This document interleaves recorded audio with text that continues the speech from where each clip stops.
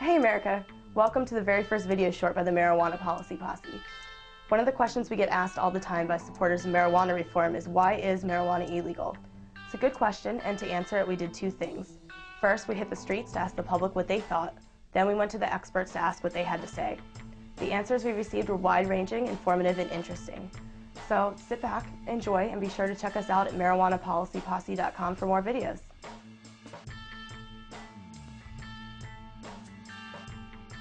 Why do I think it's illegal? Yeah, I don't really know. Inertia, history, an old law that just will not come off the books because it's been there forever. Because it can't be taxed. It was based on racism. There's also, I think, industrial reasons why it's illegal as well. I think it is illegal. Actually, I don't know why. Because of the government, and they can't tax it. Because people have the potential to use it in a bad way. And they created a vast government bureaucracy to fight prohibition, and then prohibition went out. They needed something to do with this bureaucracy. It's illegal because it's a drug. Beats me. Because it's harmful. I guess just sort of a history. I just think they don't know how to control it, so if they can't control it, make it illegal. Because we live in a country based on Puritan values.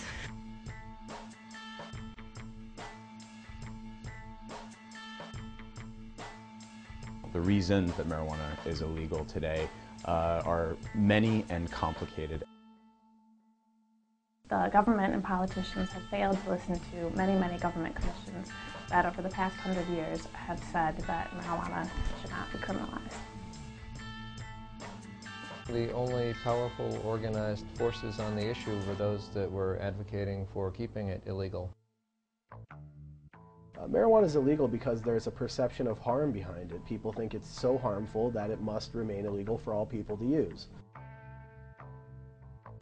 In the 1930s, I think there were some misunderstandings about marijuana. There are all kinds of side issues about whether we should encourage or discourage the hemp industry as opposed to maybe some other fibers.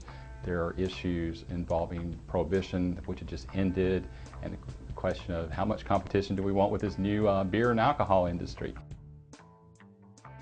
It was basically a corporate conspiracy that lives to this day. It's now grown to serve the purposes of the law enforcement community generally. It's a full employment for cops and all the people associated with that. What a waste of money. It dates from a wave of complete hysteria and exaggerated propaganda back in the 1920s and 30s. Yeah, the reason why it was made illegal is pretty clear when you look at the historical record of the reefer madness days. Totally racism, totally against immigration. The origins were obviously in racism, and you also had the prohibition establishment, alcohol prohibition establishment that sort of found themselves out of work and were able to latch on to another substance that they could very easily demonize because people didn't really know what it was. They put a Spanish name on it, marijuana, which sounded quite scary to a lot of Americans, and were sort of able to demonize this and keep their network established and flourishing around a drug that people had a lot less experience with than they did with alcohol. It's the easiest thing in the world for the police to concentrate on catching a cannabis user. It's much easier to detect someone smoking a joint in an alleyway than it is someone doing a line in a bathroom. And so it takes a very low level, it's what do they call the lowest fruit that gets picked. Marijuana is illegal because the people want it to be illegal.